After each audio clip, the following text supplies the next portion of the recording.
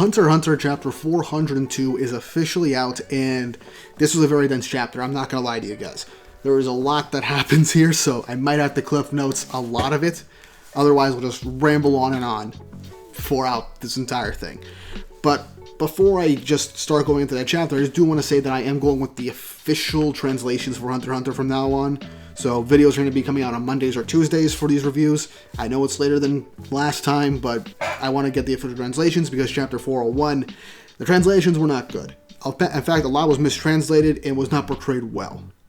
Some examples are the fact that I'm just going to give you brief examples of what exactly was not done right, so we can move on to the actual chapter so I can clarify some things. 1. Beyond Netero doesn't want to end the succession war. He wants to influence it in his own manner. That is one of the first things. The next one is the fact that, for one, Longhe's Nen ability was conditional upon giving favor to Kurapika and telling the truth. So giving Kurapika her Nen ability to use is part of the condition, as well as the fact that her telling the truth seems to be part of the condition for her Nen ability. So that is something that's a lot more clarified. Same with the fact that Longhe did not overhear or eavesdrop a discussion between Beyond and her adoptive father, as that implied that she met Beyond. No. She was told this by her parents, so that is also a very important piece of information. We also get a bit more in-depth on Longhe's theory about the fact that her siblings are mostly all in the Royal Guard. At least at this point, all of them are Royal Guardsmen, and we all know there's at least 20 to 30 of Beyond Netero's children that are potentially in this whole thing. So, yeah, that is a lot of information that was not portrayed super well.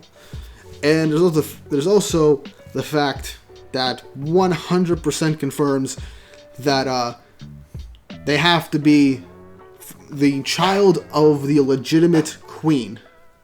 That's something that's 100% confirmed. I don't know. I don't remember if I confirmed that or not, but it didn't seem like the way it was worded in the fan translation.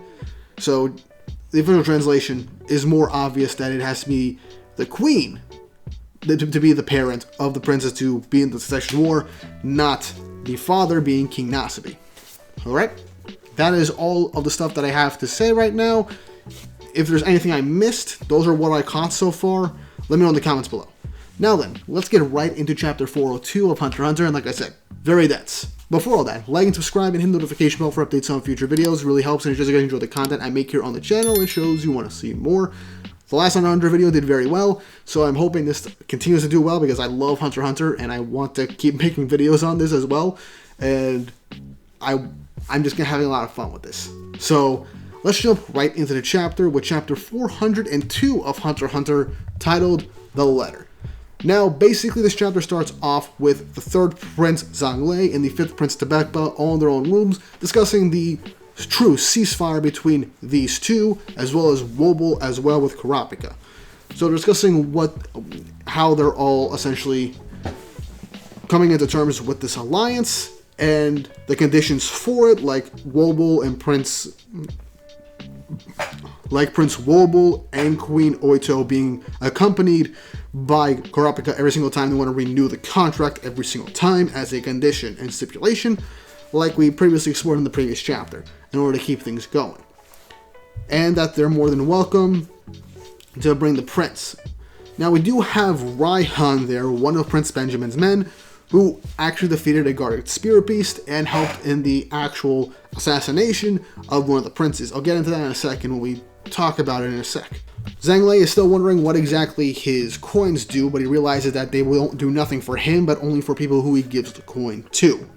So he's kind of hoping that it gives more than just a standard benefit to his followers or whoever he gives the coins to. He's also thinking about whether or not a semi-surrender, like what's going on with Wobble and perhaps Tebekba, to really be part of leaving the succession war, but best to keep it in their back pocket and have that as a potential possibility. Tebekba is going over the fact that since 4th Prince Tserriednich did not make it to the banquet, which a whole lot of stuff happened with Melody and her flute playing and him learning his parallel future. I'm not going to get into that now, but that's the main reason why Tserriednich didn't show up for the banquet. So Tebekba assumes that their truce is off, or he was not interested in their truce whatsoever. But she states that she kind of wants her bodyguards to leave an impression upon Benjamin's guards in the then class that Kurapika is doing, that they're very close to the third prince, to kind of move Benjamin's attention from her to Zhang Wei, to kind of get some of the heat off of her. And it's after this that Tabepa's Nen Beast shows up. Her Guardian Spirit Beast shows up out of nowhere. And so Raihan is beginning to think, what could it be?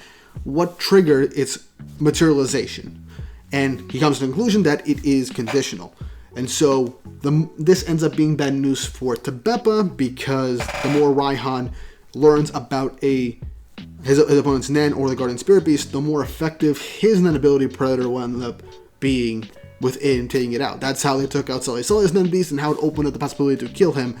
So the best thing for Tabepa is for her Guardian Spirit Beast to not do anything, but that's going to be very hard, because this guy is very perceptive, and he'll probably figure it out over time with the more information he gets. His ability is perfect for assassination attempts. So yeah, there's a lot. And if Tabepa's taken out, the Moonlight contract from Long He will be null and void, and so Kurapika won't get access to that ability, and so a lot of things will go wrong potentially with that. We then cut to Milko, I think that's his name, I hope I'm pronouncing it right, who is Prince Benjamin's basically second in command. As he pulls out some vials, as it turns out he's looking over a military-grade bioweapon, essentially, and he calls it more like the Silent Killer. It was a failure with flaws, but it seems to mimic the stomach flu, but with how it operates, it could kill somebody within 2 hours. It could end up ruining body functions, organ failure, and it can hasten decay. So this is literally like almost the perfect thing to use for an assassination attempt that could potentially be seen as something completely different. And especially the fact that he wants to use it to take out the 9th Prince, Halkenburg. Now, if I remember, Halkenburg's Nen ability that he seemingly awakened allows his followers to transfer between bodies. Whatever damage one body gets, it's transferred to the original body. It's a whole big thing. We could go over that, and I could probably go into that with an entirely different video. All I know is the Halkenburg is strongest when he's around his followers, and that's when he can utilize his Nen ability to the fullest. We also don't know fully what Halkenburg's Guardian Spirit Beast ability truly is, so there's that to consider as well. And the fact that they're being so cautious with Halkenburg shows that he is definitely one of the bigger threats within the Succession War, especially the fact that Benjamin doesn't know Tserriednich's Nen ability yet. So, yeah, there's that. So this I see as probably the perfect way to really deal with Halkenburg, which, as messed up as it sounds, it doesn't seem like he can actually be dealt with in a straight-up fight with how his Nen ability works, especially the fact his Nen ability is unguardable, can go through any defense, seemingly. So yeah, that seems to be the case. We then cut over to Tserriednich now, who is essentially practicing more and maintaining his Zetsu. And we have a whole new bodyguard who's training him in Theda's stead. And so Tserriednich is essentially working on maintaining Zetsu while doing multiple tasks. On a treadmill, playing games, and even having a conversation with one of his own bodyguards about what's going on with Melody. And all the other princes trying to get into Melody's custody after everything that happened with Melody playing her flute, her song over the speakers and putting everyone seemingly in a trance.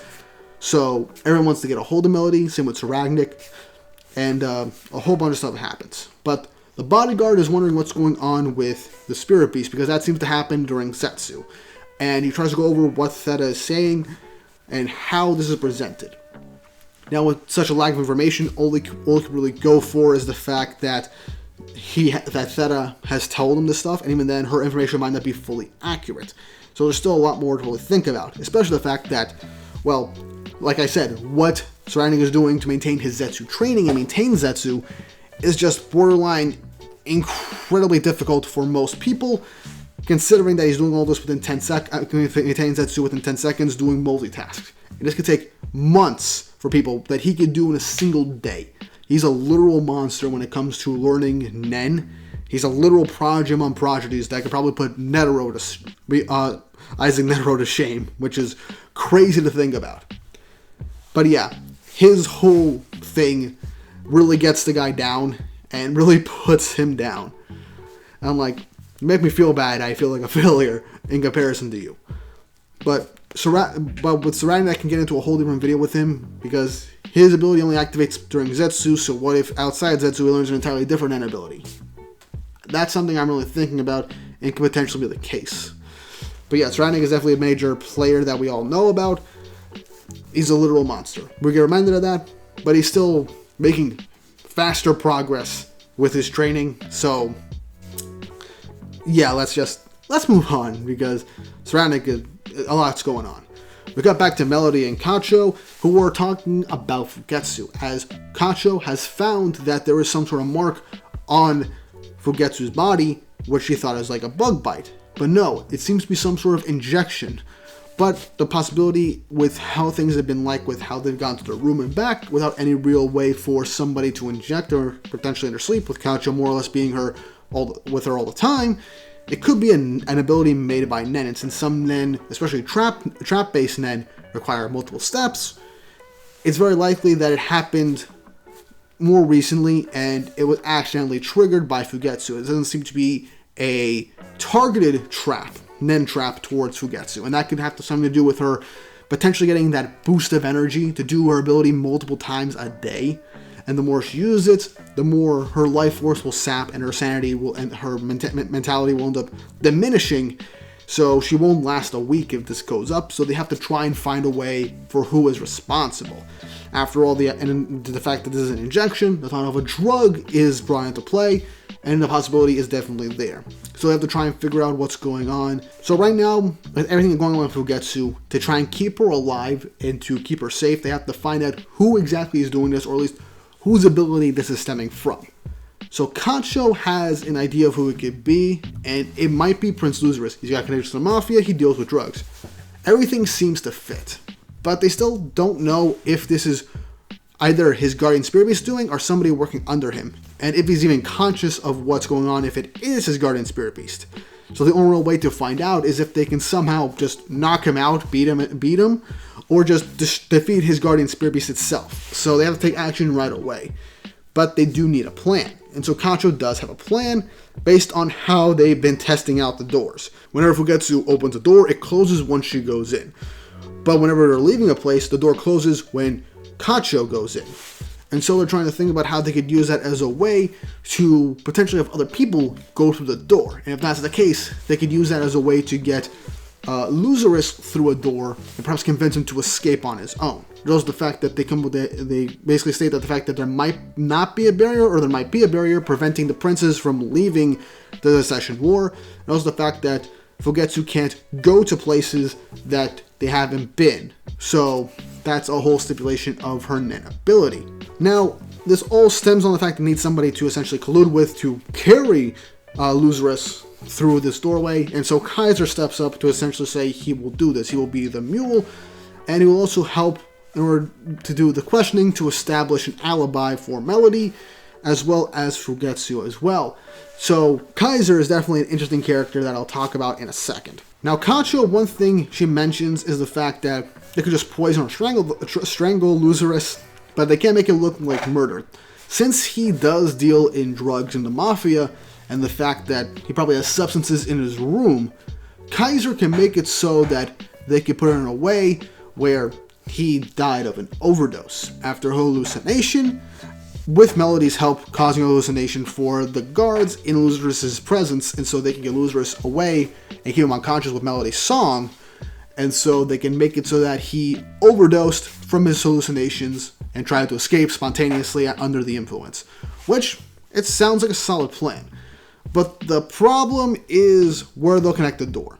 And so they realize that they could actually do this in Luzurus' room. By having Fugetsu go there and actually be present in the room, she could actually open a doorway to the room and thus making this plan plausible. Now, before I go any further, I forgot to mention that Kacho is dead.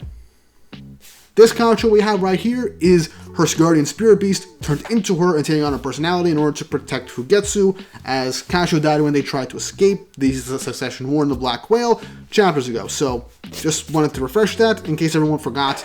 Yeah, I should have mentioned that earlier. And so they come up with the plan for Fugetsu to visit all of the prince's rooms so that she can have multiple options for her Nen Beast, for her ability, so she can have escape routes and to go to different princes and figure out what potentially her options can be, either an escape or when they find out who potentially the ability is, so that they could take care of the Nen user or their guardian spirit beast potentially. Now also, it might not be Luzurus' spirit beast, because the spirit beasts, one of their stipulations is that they can't be seen by the princes and they can't actively do anything against the princes themselves. They can't affect any other princes, so which is why they have random out abilities that will affect the succession war. So it's definitely not Luzurus' net ability, but it could be a gray area for all we know. I legitimately don't know, but yeah.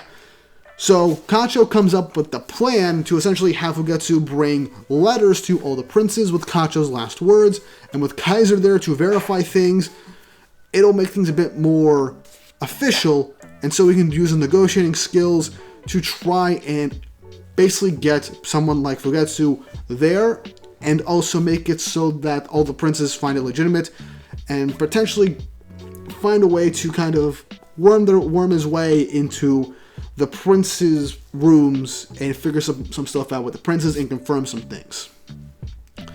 Now, we actually get a brief interaction between Kaiser and Melody about everything that's going on, whether him helping them is of his own free will, if he's playing them, because Melody's whole thing is that she can essentially listen to people's hearts, and someone being smitten with her, someone having feelings for her, ever since what happened with the Sonata of Darkness, doesn't seem to be in the cards for her. And since she can't really hear any alterations or fluctuations in his heartbeat, she doesn't really trust him, so she has to consider him on the enemy side and be very, very careful.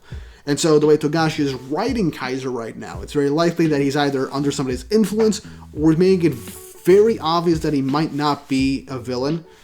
So we can go the way of either he was a decent guy all along, he was just super suspicious, but he was a decent guy, or he is actually a villain that will screw everybody over at the end of the day for his own purposes. We just don't know.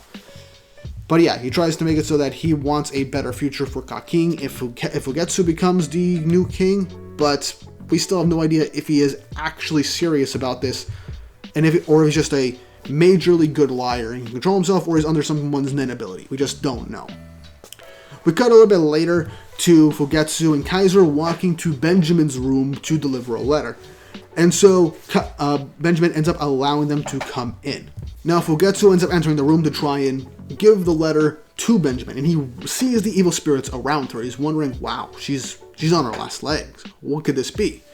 And so as she goes towards Benjamin, his Nen Beast ends up showing up behind him and instantly pushes away these evil spirits. And even he notices they're low-level evil spirits that is causing her to be in a weakened state, and that's why they are attracted to her, keeping her in a weakened state so that it could eventually kill her over time.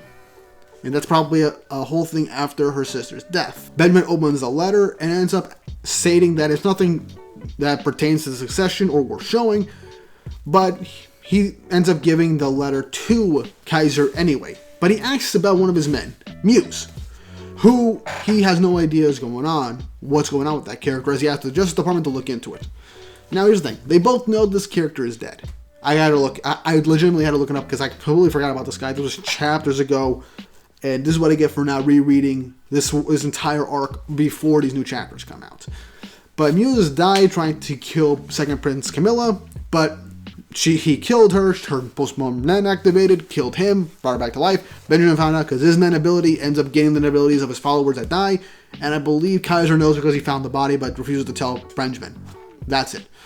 But anyway, back to the content of the letter. He essentially states that there's nothing that qualifies as a national threat, and so it doesn't really become a prerequisite for martial law. That's important. Kaiser brings this up as there are multiple authority levels when it comes to the military, especially with crises, but the fact that Benjamin mentioned martial law, he misspoke, showcases his true vision for what he wants for the nation and what he'll essentially do once he becomes king, and how he'll misuse it, because he seems to be looking for a way to enact martial law. By bringing up martial law, he basically makes it so that, yeah, I want to declare martial law at some point, which will essentially help with my ascension to being king.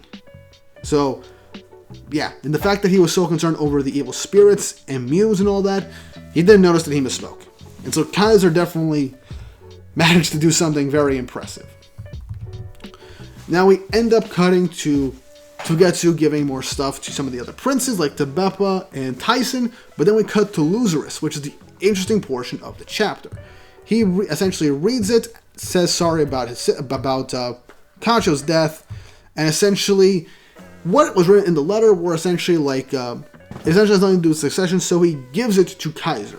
And apparently, back in a bit of a flashback, going through this plan, Kaiser told Kacho, the Nenbeast Kacho, what to write. It was essentially getting dirt on all the princes, and essentially writing specific things for each of the princes to kind of get them on edge. Get them a bit on guard to an extent, just enough to get them on guard and to kind of talk to each other or do a bit of a stalemate. Which, very interesting to really bring up. Especially the fact that there's a lot going on, and Kurapika is doing his own version of a stalemate. But by having them turn against each other, there's something that could occur here as well. But there's definitely a lot more to go into these letters as well. Now here's the thing. Part of the letter that Luzurus got was essentially something like Tserriednich shouldn't be on the throne, etc. And that there's like quote-unquote baseless rumors about Tserriednich that can't truly be proven. But Luzurus ends up saying that it could be essentially a defamation campaign as a ploy to get them to dig up the real dirt on Tserriednich. And Luzurus says, believe me, there is plenty of stuff to find. But not like I can talk. But Luzurus is a lot smarter than we all give him credit for. He seems like a slacker, but the guy, he is working with mafia families. So of course, he's incredibly careful and calculated when need be. And so he questions how it's weird that Kacho put this in her parting messages, nothing about protecting Fugetsu. And so there's definitely something about this, like rattling up the snakes like Tserriednich and Benjamin to go after each other. So there's definitely something amiss about what's going on. So despite the fact that Kaiser, Kacho, and Melody are successfully doing something to rattle some of the princes, or at least get some stuff on them and put them against each other, Luzurus knows that something's up and something's weird. So, yeah, that's definitely something to really think about. Now, obviously, he wants to get the balance thanks to the Mafia families. Little as you know, the Mafia families are at war with essentially each other and the Haley. But he's basically making a play to make them think that he doesn't think anything of the letter and to essentially maintain his standings right now. Now, as we enter towards the ending portion of this chapter, after everything with Luzurus, they try and go and meet with the rest of the princes. But the evil spirits are still hovering over Fugetsu. But then, when Basho ends up showing up, and he actually manages to ward off these evil spirits with his Onen ability, which is the Haiku ability. By giving it a sort of lucky charm to Fugetsu, as long as she has it on her, this will ward off the evil spirits. It's not permanent, but it'll keep her safe a bit longer. And so it's kind of up to Melody to figure out what's going on, and to protect Fugetsu from whatever these evil spirits are by figuring out who is in possession of this Nen ability and who's cursing her. So Basho coming in clutch. Granted, the fact that it's not perfect is the fact that, if we all remember, and I had to refresh myself, his ability is based on haikus and how good they are. And since he's canonically not very good with haikus, this ward is not the perfect. It is not a catch-all. It's not fixing everything. So yeah. Also, something I completely forgot to mention is that Fugetsu doesn't know that Kacho's dead thanks to the Nenbeast that took her place. And so it's essentially being like this Kacho telling her that she's pretending to be dead to kind of protect her and also kind of screw over their siblings, kind of think that she's out of the contest, and to hopefully move things along in a manner that could essentially help them. Until eventually she'll just reveal herself. But yeah, a lot of that is circumstantial, and that's why Fugetsu's going along with this, because otherwise she'd be a lot more distraught if her sister was actually dead. As things are coming to a close with the next morning on Wednesday, Kacho is talking about how Fugetsu should get questioned in the sickbay early in the morning as soon as she wakes up. That way they can get started on the plan, just in case Luzurus isn't the one behind her being sick, which that seems to not be the case. He seems to not know what's going on with her. But by doing this, I was all alibi with Fugetsu. That way they could eventually pull off the plan to get Luzurus off the ship, or to knock him out and potentially, hopefully, that be the case to save Fugetsu. but there's still more to really think about in this regard. They think about the rumbling back on Tier 1, which they're not sure what it was about, considering that the only prince there that is in Tier 2 is Halkenburg, and so that ability must have something to do with him or his guardian spirit beast. But he's the prince that they want to deliver a very important letter to, because his has a bunch of information. One is about Benjamin's secrets, Tserriednich's depravity, and the truth. Interesting, the truth about Halkenburg's birth. That is very important to think about. Because as we all know, one of the princes is one of Beyond Netero's kids. And what this is seemingly leading us to is that Halkenburg might be one of Netero's kids. He might be the prince that is Halkenburg might be the prince that is Beyond Netero's kid. So that'd be huge. This could be a classic Togashi misdirect, and it could be something completely different, but that would be very interesting. But aside from all of that, there is a lot more for Prince Halkenburg to learn about, and he'll make use of that'll shake up the Succession War. But there's also one more piece of information in hope for Melody and Fugetsu, and that lies with Kurapika.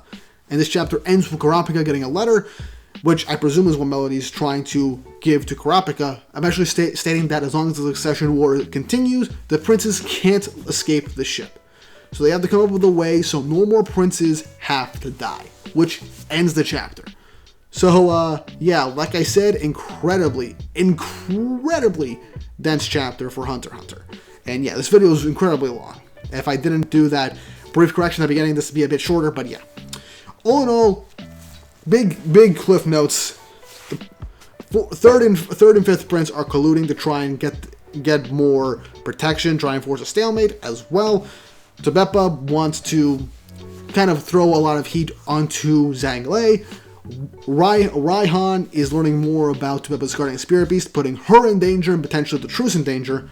Balsamilko has a virus that could potentially infect and maybe kill Halkenburg and even his men, which is probably the perfect counter to his inability. We end up seeing more of Tserriednich's insane growth, with the possibility of us not knowing the full capability of his guardian spirit beast, as well as dramatic irony with no one else knowing what his guardian spirit beast is.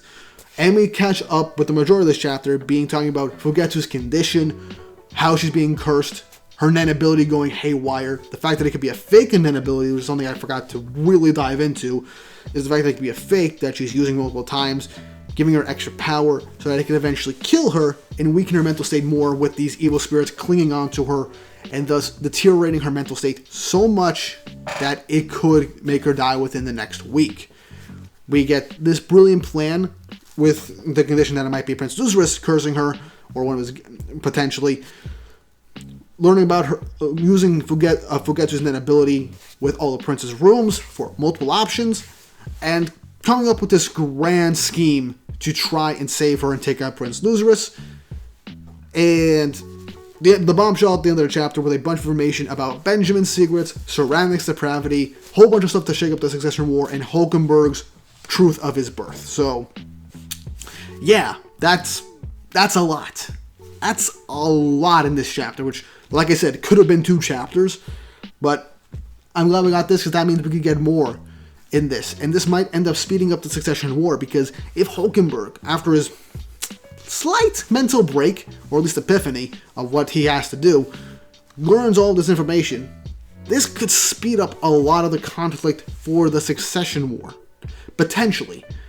And a lot of things are going to light. Honestly, I kind of wonder if part of Tserriednich's depravity will be revealed to Kurapika, and once he figures out that Tserriednich has the rest of his people's eyes, hell's going to break loose. And I look forward to how Kurapika is going to react to this, and how this will alter everything that'll occur in this arc. But, yeah, dense chapter, a lot of information to talk about. I enjoyed it, actually. This was very engaging, and I hope it was for you guys, seeing me talk for, like, roughly 30 minutes. But what did you guys think of this chapter? What do you think of all the information that we learned about here? What do you think of Melody's plan with the Nembish, Kacho, and Kaiser to actually work? Do you think it'll work, or do you think it'll backfire, royally screwing up everything and potentially getting Melody in a very worse situation, maybe even ruining things for Fugetsu and the Nembish Kacho? Do you think that Kaiser might secretly be a villain or being manipulated? Those seem to be options that Togashi is giving us potentially. And what do you think the secrets are, and do you think Halkenburg, truth about his birth, might actually be that he's Beyond Netero's kid? And how do you think kurapika is gonna use his information to work with the Succession War? Let me know in the comment section down below. If you haven't already, like and subscribe and hit the notification bell for updates on future videos. Really helps and it shows you guys enjoy the content I make here on the channel and shows you want to see more. I'll try to make more HunterxHunter videos between the chapter reviews. I can't promise that. I have a lot going on. But let's see if I can do some more before the end of the year. But with all that said and done, I hope you all enjoyed the video, and hope you all have an awesome day.